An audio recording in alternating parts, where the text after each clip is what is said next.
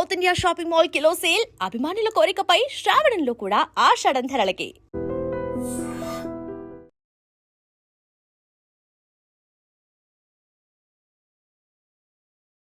Welcome to iDream news. This is Pavan. Hyderabad లో మరో shocking ఘటన చోటు చేసుకుంది. ఓ భర్త తన భార్య నుంచి నాకు ముప్పుంది, నా ప్రాణాలు పోతాయి, ఏమన్నా అయితే నా భార్య సైడ్ వాళ్ళే రెస్పాన్సిబిలిటీ అని చెప్పేసి మల్కాజ్గిరిలో పోలీసులకి కంప్లైంట్ ఇవ్వడం జరిగింది.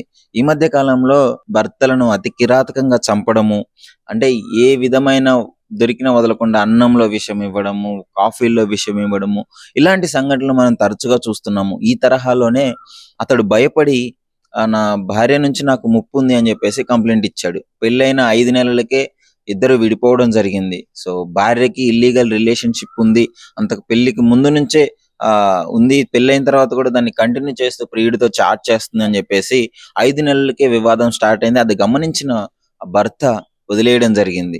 సో తర్వాత డివోర్స్ అప్లై చేయడంతో ఈ ఈ వెలుగులోకి వచ్చింది ఈ ఘటన అంతా. సో ఏం జరిగిందంటే మల్కాజ్గిరిలోని మీర్జా నగర్ లో ఉండే ఈ రంగయ్య అనే వ్యక్తి రమ్యకృష్ణకి అమ్మే అమ్మతో 2024లోనే వివాహం జరిగింది.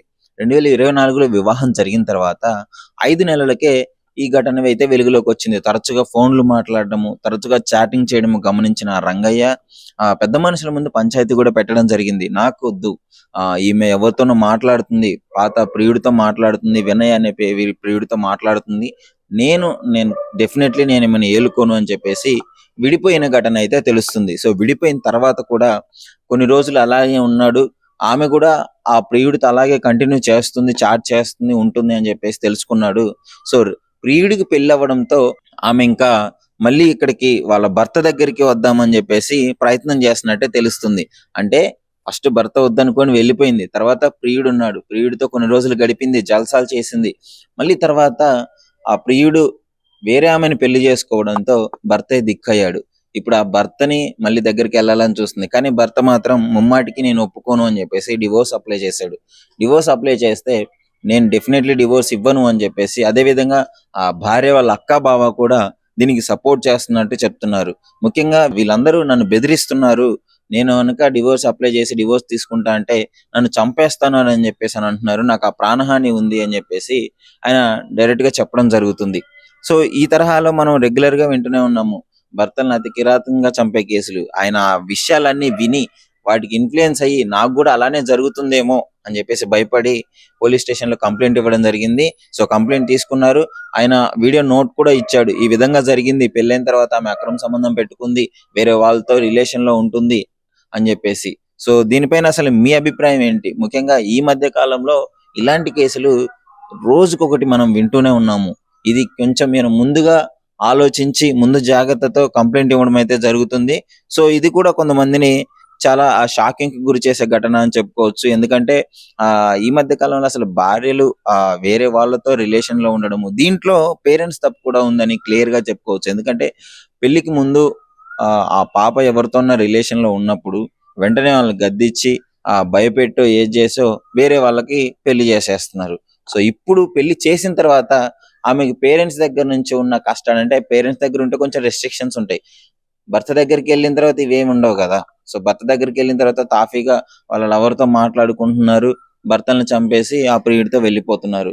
సో ఈ తరహాలో పేరెంట్స్ కూడా తప్పు ఉంది. ఏదన్నా ఇంతకు ముందే లవర్ ఉన్నప్పుడు వాళ్ళని మన నచ్చ చెప్పి ఏదో ఒకటి చేయడం చేసుకోవాలి. వెంటనే వేరే వాళ్ళకి అంటగట్టి వేరే వాళ్ళకి పెళ్లి చేయడం వల్ల ఇలాంటి ఘటనలు కూడా జరుగుతున్నాయని చెప్పేసి పలువురు చెప్పడం జరుగుతుంది. సో అసలు ఈ విషయంలో మీ అభిప్రాయం ఏంటి అని చెప్పేసి డెఫినెట్లీ కామెంట్ రూపంలో తెలియజేయండి.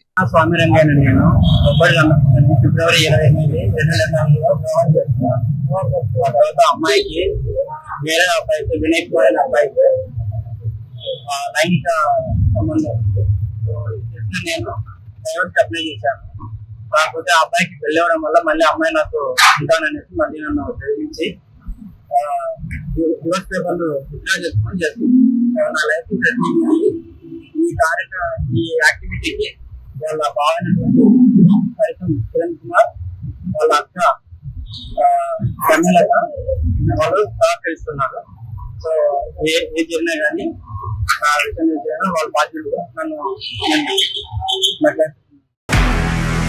నిజంగా ప్రస్తుతం ఉన్నటువంటి సమాజం దేనికి ప్రయారిటీ ఇస్తుంది? ఆర్థిక సంబంధాల చుట్టూ మాత్రమే తిరుగుతోంది. మళ్ళీ ఎన్నికలంగానే చాలా విరక్తి కలుగుతాను. మంచి అనిపిస్తుంది కదా, లేడీస్ కూడా ఛాలెంజింగ్ జాబ్స్ చేసినప్పుడు చాలా బాగుంటది. ఫుడ్ డెలివరీ ఇవ్వటానికి వెళ్ళినటువంటి డెలివరీ బాయ్ అనిల్ పై కళ్ళ ముందు పెళ్ళండి